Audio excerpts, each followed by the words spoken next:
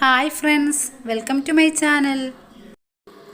ഇന്ന് ഞാൻ ഒരു ബീഫ് ചില്ലിയുടെ റെസിപ്പി ആയിട്ടാണ് വന്നിട്ടുള്ളത്. അപ്പോൾ നമുക്ക് റെസ്റ്റോറൻറ്റിലൊക്കെ കിട്ടുന്ന അതേ ടേസ്റ്റിൽ തന്നെ നമുക്ക് ബീഫ് ചില്ലി വീട്ടിലെങ്ങനെ തയ്യാറാക്കാമെന്ന് നോക്കാം. ഈ ബീഫ് ചില്ലി തയ്യാറാക്കാൻ വേണ്ടിയിട്ട് ഞാൻ ഒരു 3/4 കിലോ ബോൺലെസ് ബീഫാണ് എടുത്തിട്ടുള്ളത്.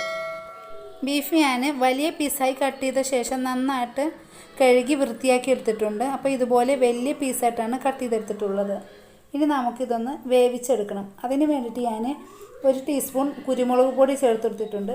പിന്നെ കുറച്ച് മഞ്ഞൾ, കുറച്ച് ഉപ്പും കൂടെ ഇട്ട് നന്നായിട്ടൊന്ന് തിരുമ്മി കൊടുക്കണം. കുറച്ച് കറിവേപ്പിലയും കൂടെ ഞാൻ ഇതിൻ്റെ കൂടെ തന്നെ ചേർത്തെടുത്തിട്ടുണ്ട്. ബീഫ് ഞാൻ ഇതുപോലെ ഒരു ചട്ടിയിലാണ് വേവിച്ചെടുക്കുന്നത്. ഇതിലോട്ട് ഞാനൊരു 1/4 ഗ്ലാസ് വെള്ളം കൂടെ ഒഴിച്ചാണ് വേവിക്കുന്നത്. അപ്പോൾ നിങ്ങൾ കുക്കറിൽ വെക്കുവാണെങ്കിൽ വെള്ളമൊന്നും ഒഴിച്ചു കൊടുക്കേണ്ട ആവശ്യമില്ല. ഈ ബീഫിൽ തന്നെ അത്യാവശ്യം വേണ്ട വെള്ളമൊക്കെ ഇറങ്ങി വരും. അപ്പോൾ നമുക്ക് ഈ വെള്ളം നന്നായിട്ടൊന്ന് പറ്റിച്ചെടുക്കണം. അതുവരെ ഇത് വേവിക്കണം. വെള്ളമൊക്കെ പറ്റി വന്നിട്ടുണ്ട്. ഇനി നമുക്ക് തീ ഓഫ് ചെയ്യാം. ഇനി ബീഫ് ചൂടാറിയ ശേഷം നമുക്ക് നീളത്തിലൊന്ന് കട്ട് ചെയ്തെടുക്കണം. ഇപ്പോൾ ഞാൻ ഇതുപോലെ നീളത്തിലൊന്ന് കട്ട് ചെയ്തെടുത്തിട്ടുണ്ട്. നിങ്ങൾക്ക് വേണമെങ്കിൽ ഇതിലും ചെറുതായിട്ട് കട്ട് ചെയ്തെടുക്കാം. ഒരു കട്ടിംഗ് ബോർഡിൽ വെച്ച് ഇതുപോലെ ചെയ്തെടുത്താൽ മതി.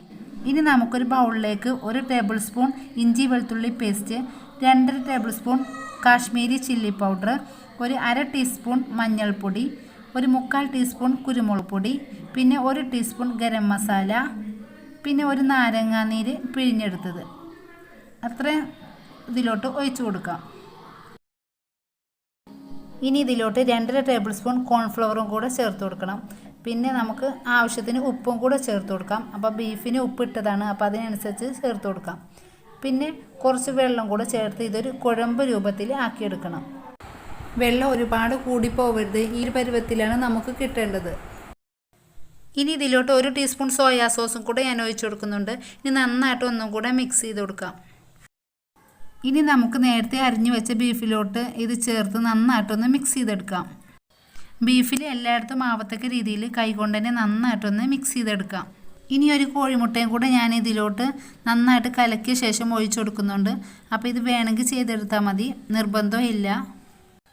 ഇപ്പം നന്നായിട്ടൊന്ന് മിക്സാക്കി എടുത്തിട്ടുണ്ട്. ഇനി നമുക്കിതൊരു 15 മിനിറ്റ് നേരത്തേക്കൊന്ന് റെസ്റ്റ് ചെയ്യാൻ വെക്കാം. ഇപ്പോൾ 15 മിനിറ്റ് കഴിഞ്ഞിട്ടുണ്ട്. ഇനി നമുക്കൊരു ചട്ടിയിൽ എണ്ണ ഒഴിച്ച ശേഷം ഇതൊന്ന് ഫ്രൈ ചെയ്തെടുക്കണം. എണ്ണ നന്നായിട്ട് ചൂടായ ശേഷം നമുക്ക് ഓരോന്നായിട്ട് ഇതുപോലെ ഇട്ട് കൊടുത്ത് ഫ്രൈ ചെയ്തെടുക്കാം.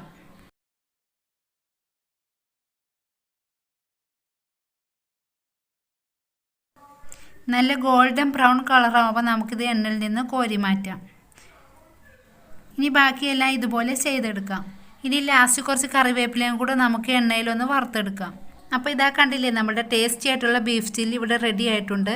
എല്ലാവരും ഒന്ന് ഇതുപോലെ ട്രൈ ചെയ്യണം. Thanks for watching.